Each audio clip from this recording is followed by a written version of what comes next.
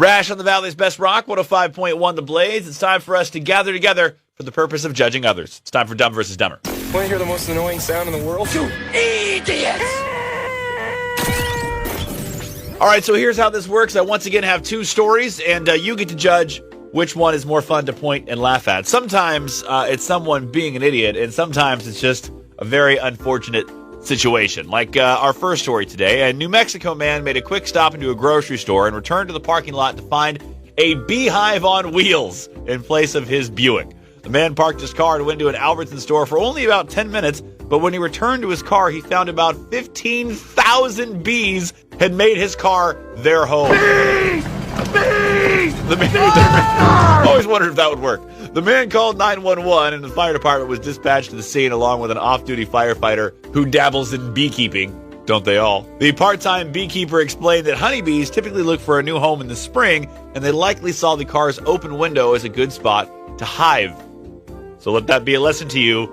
Do not leave your car windows down in the spring, or this could be you. Bees everywhere! God, they're huge! Now, that story might not have been that man's fault, unlike this woman from Ohio, whose poorly conceived and poorly timed April Fool's Day joke landed her in jail. 57-year-old Pamela Sisko really should leave the pranks to the funny people who know what they're doing. She thought at a time when the country has seen several mass shootings in just a few weeks, it'd be a good joke to report an active shooter at her workplace as an April Fool's Day gag.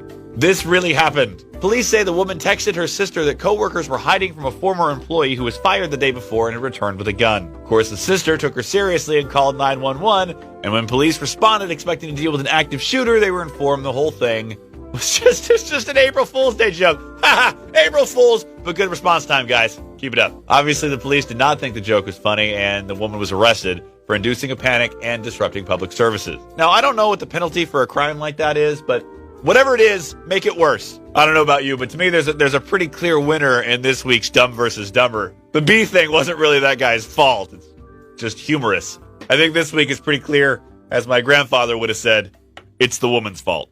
Go to the Facebook page where you can cast your judgment. Dumb versus Dumber on the Valley's Best Rock. Make a rash decision every morning. If you like that bit, don't miss the show weekday mornings from 6 to 10. And if you didn't, we'll try harder next time. Oh, also, like, follow, subscribe. You know the deal. Rash, because someone has got to bring order to the chaos.